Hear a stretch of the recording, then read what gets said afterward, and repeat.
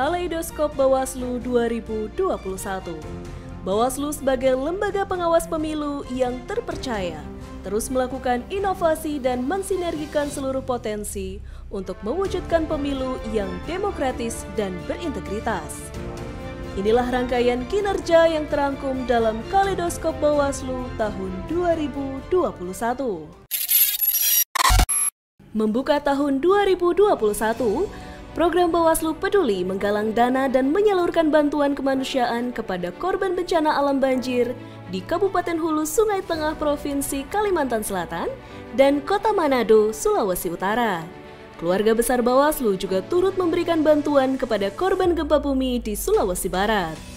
Di awal tahun 2021, Bawaslu beserta penyelenggara pemilu lainnya mendapatkan apresiasi dari pemerintah dan DPR RI karena telah sukses menyelenggarakan Pilkada 2020 di tengah masa pandemi.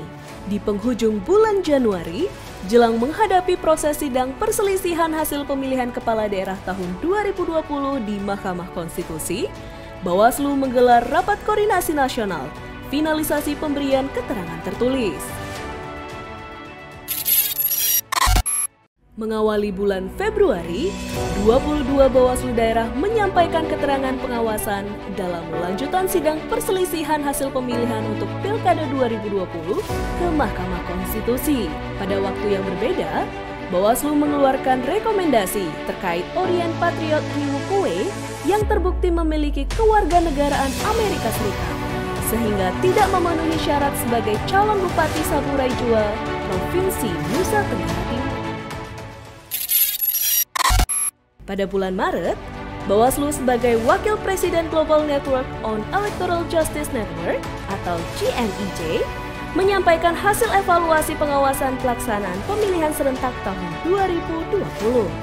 Salah satunya penyesuaian pengawasan dengan standar protokol kesehatan pencegahan penyebaran COVID-19.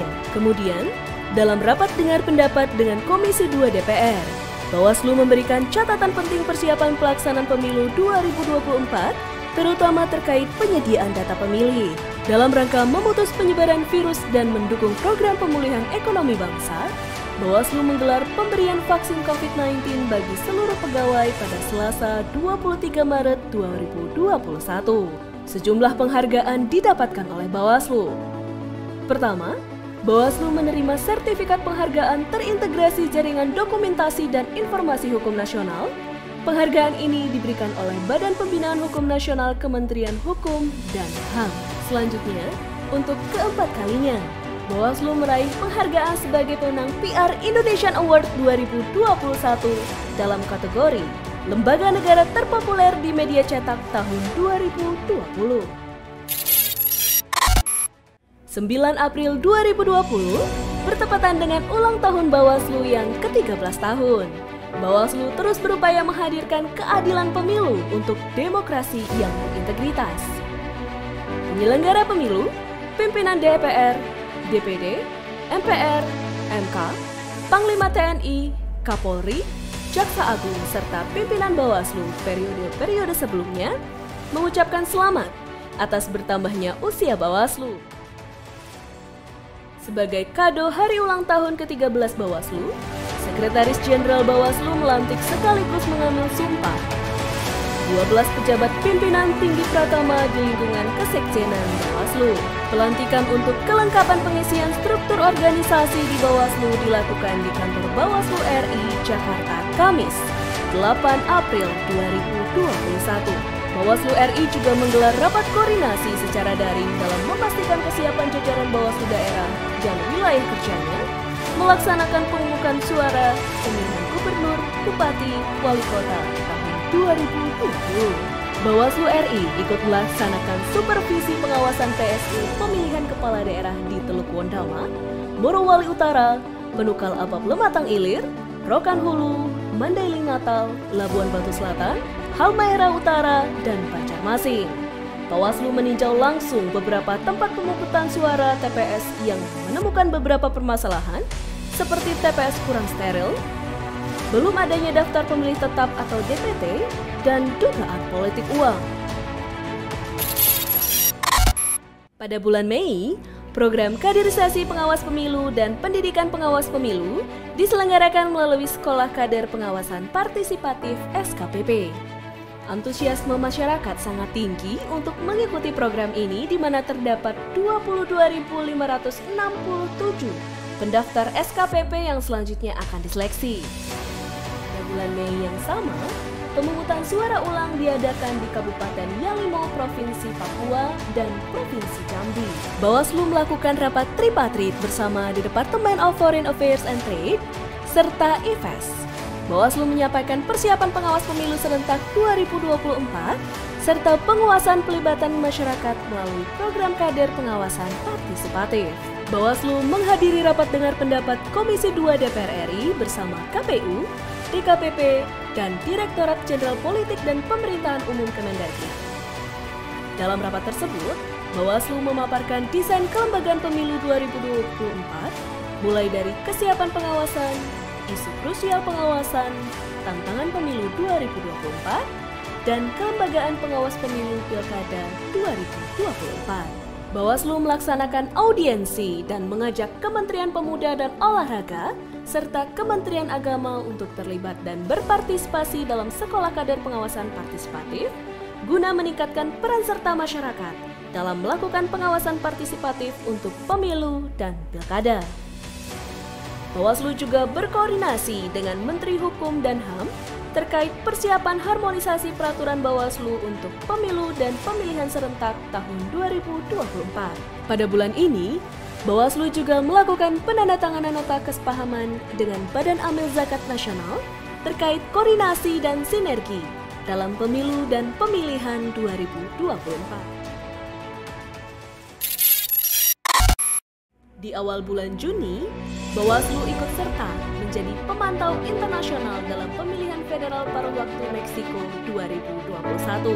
Bawaslu berbagi pengalaman melakukan proses penyelesaian sengketa pemilihan secara daring saat masa pandemi kepada The Electoral Tribunal of Federal Judicial Power di kota Meksiko. Dibuka secara resmi di Gresik, Jawa Timur, SKPP akan berlanjut ke 100 titik lainnya di Indonesia. PSU di bulan Juni diselenggarakan di Provinsi Kalimantan Selatan dan Kabupaten Labuan Batu, Sumatera Utara. Anggota Bawaslu turut mengawasi pemungutan suara ulang atau PSU secara langsung di kedua tempat tersebut. Bawaslu menyampaikan hasil pengawasan Pilkada serentak 2020 dalam Pacific Forum Internasional. Bawaslu melantik 3 pejabat pimpinan tinggi media atau Eselon 1B di jajaran Sekretariat Bawaslu, Kamis 17 Juni 2021. 3 pejabat yang dilantik yaitu Deputi Bidang Administrasi, Deputi Bidang Dukungan Teknis, dan Inspektur Utama.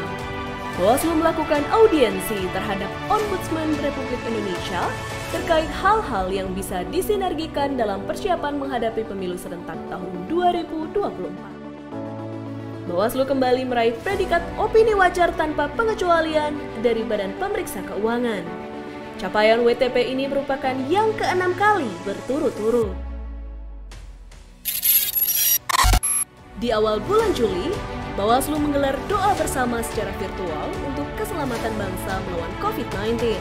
Kegiatan ini diikuti sebanyak 1.000 peserta dari seluruh jajaran Bawaslu se-Indonesia melalui daring. Bawaslu juga melakukan pengawasan PSU pemilihan Bupati dan Wakil Bupati Nabire dan Pemvendikul Provinsi Papua. Selain itu, anggota Bawaslu juga menyampaikan hasil supervisi pengawasan PSU yang kedua pada tanggal 19 Juni 2021 ke Mahkamah Konstitusi. Pada bulan ini, Bawaslu juga meraih peringkat 2 BKN Award 2021 kategori Perencanaan Kebutuhan Pelayanan, Pengadaan, Kepangkatan, dan Pensiun. BKN memberikan penghargaan atas capaian Bawaslu yang telah memiliki analisis jabatan dan analisis beban kerja secara digital, dan memberikan layanan pengadaan, kepangkatan, dan pensiun sesuai tenggat waktu yang ditentukan.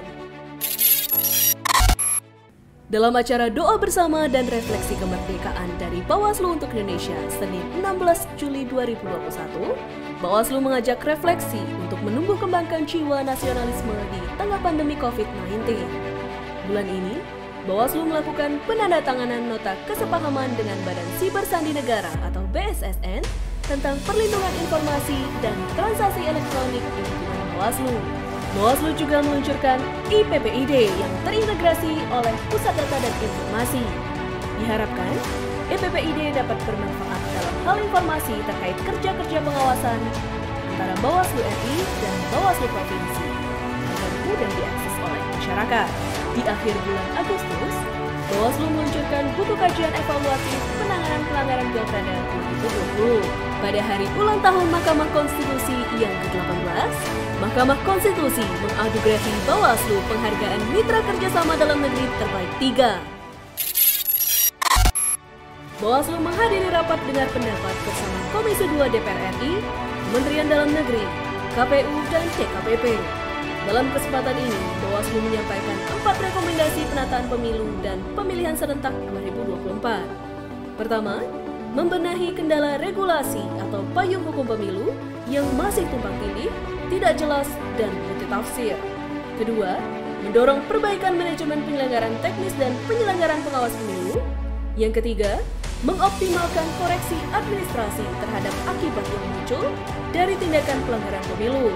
Dan yang keempat, mendorong prioritas pendekatan sanksi administrasi dalam penegakan hukum pemilu. Bawaslu memberikan masukan terhadap rancangan peraturan KPU atau PKPU mengenai pendaftaran dan verifikasi faktual partai politik.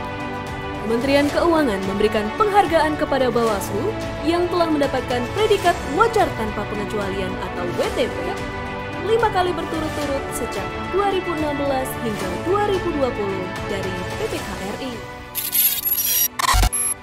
Di awal bulan Oktober, Bawaslu bersama DPR, Kemendagri, KPU, dan DKPP membahas konsep dan desain pemilu serentak tahun 2024. Bawaslu secara internal juga membahas langkah strategis dan rencana kerja Sekretariat Jenderal Bawaslu untuk persiapan pengawas pemilu tahun 2024. Kemudian, pertemuan dengan Google, Bawaslu mengharapkan desain pengawasan media sosial dalam pemilu 2024 lebih inovatif. Hal ini dikarenakan pemanfaatan media sosial yang terus berkembang selama pandemi COVID-19. Seluruh pimpinan Bawaslu mengikuti program penguatan anti korupsi untuk penyelenggara negara oleh Komisi Pemberantasan Korupsi. Sejumlah prestasi kembali ditelurkan oleh Bawaslu. Yang pertama, Bawaslu terpilih sebagai Presiden Global Network on Electoral Justice. Jabatan ini menggenapi Wakil Presiden GNIJ dari perwakilan Asia yang sebelumnya sudah disandang sejak tahun 2020. Selain itu, Bawaslu kembali meraih Anugerah Keterbukaan Informasi Publik atau KIP tahun 2021 dalam kategori Lembaga Negara Non-Struktural Terbaik dengan predikat informatif skor 98,50. Anugerah ini merupakan kali keempat sejak tahun 2018. Sekolah Kader Pengawasan Partisipatif SKPP tingkat lanjut diikuti oleh 204 peserta dari seluruh Indonesia. 12 peserta diantaranya merupakan peserta dengan penyandang disabilitas. Mendengar masukan dari Bawaslu, Dewan Perwakilan Daerah RI menyepakati untuk mendorong pembenahan regulasi yang dianggap tumpang tindih dan multitafsir untuk pelaksanaan pemilu dan pilkada serentak tahun 2024. Kesepakatan tersebut diraih dalam rapat kerja Bawaslu dengan DPD RI. Bawaslu melakukan uji coba pada Sistem Informasi Penanganan Pelanggaran Pemilu dan Pelaporan atau Sikap Lapor. Sikap Lapor merupakan bagian dari pengembangan sistem informasi yang berfokus pada penanganan pelanggaran baik administrasi maupun pidana dalam kepemiluan. Guna menguatkan transparansi kelembagaan, Bawaslu melakukan penganugerahan keterbukaan informasi publik tahun 2021 bagi Bawaslu Provinsi. Dari penilaian monitoring dan evaluasi Bawaslu RI kepada 34 provinsi, terdapat 22 Bawaslu Provinsi yang menerima kategori informatif. Bulan ini, Bawaslu juga kembali meraih juara 1 BMN Award 2021 kategori kelompok 2 utilisasi. Sekretaris Jenderal Bawaslu melantik 315 calon pegawai negeri sipil Reformasi tahun 2019 menjadi PNS. Pegawai negeri sipil yang baru ini ditantang untuk melahirkan inovasi untuk terus membangun serta menjaga demokrasi Indonesia. Jelang tahapan pemilu dan pemilihan 2024, Bawaslu melakukan pengawasan terhadap simulasi penyederhanaan surat suara yang diselenggarakan oleh KPU di Provinsi Bali. Bawaslu memberikan bantuan kemanusiaan kepada korban erupsi Gunung Semeru di Provinsi Jawa Timur pada Sabtu, 11 Desember 2021. Sejumlah bantuan tersebut diberikan secara simbolik melalui Bawaslu Jawa Timur, yang nantinya bantuan tersebut akan diberikan kepada korban erupsi Gunung Semeru di Jawa Timur. Bawaslu bersama International Republican Institute dan penyelenggara pemilu di Ekuador, Meksiko, dan Georgia merumuskan strategi terbaik dalam mengatasi disinformasi. Bawaslu juga selenggarakan seminar dan lokakarya nasional dalam penguatan literasi penyelesaian sengketa proses pemilu atau pemilihan. Dari 63 peserta, sebanyak 20 peserta terpilih sebagai penulis terbaik yang telah ditetapkan dan akan mempresentasikan karyanya. Bawaslu akan menjadi tuan rumah Scientific Meeting and Award Ceremony 5th Plenary Assembly tahun 2022. Dalam persiapan kegiatan tersebut, Bawaslu menggelar rapat dengan tim Technical Secretariat CNIJ dari Meksiko secara daring. Selanjutnya, dari sisi prestasi, Bawaslu kembali meraih peringkat terbaik kedua kategori lembaga non-struktural dalam penganugerahan Jaringan Dokumentasi dan Informasi Hukum atau JDIH Award tahun 2021. Penghargaan tersebut diberikan oleh Kementerian Hukum dan HAM Republik Indonesia. Demikian kilas balik kegiatan Bawaslu selama tahun 2021.